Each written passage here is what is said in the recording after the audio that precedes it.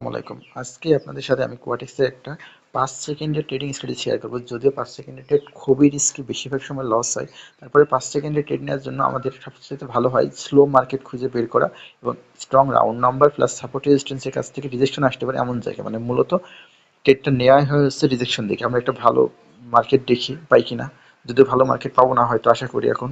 আচ্ছা, আমি এখানে দেখাচ্ছি কিভাবে আপনি রিজেকশন দেখে 5 সেকেন্ডে ট্রেড নেবেন।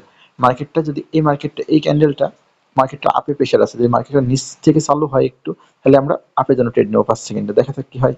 1 2 3 4 5 লস।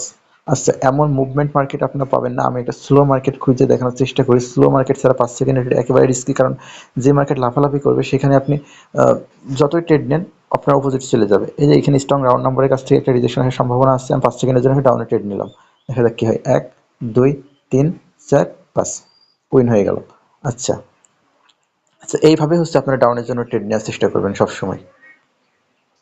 আচ্ছা, এরপরে আরও একটা দেখানোর চেষ্টা করি।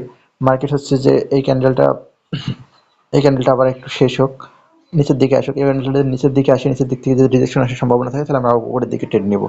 আচ্ছা, এই ক্যান্ডেলটা যাক, রাউন্ড নাম্বারের উপরে যাক, একটু রাউন্ড নাম্বারের উপরে যাক, আবার আমরা ডাউনের জন্য 5 সেকেন্ডে ট্রেড নেব। যদি এখান থেকে রিজেকশন আসে 1 2 3 4 5, এই যে প্রফিট হয়ে গেল।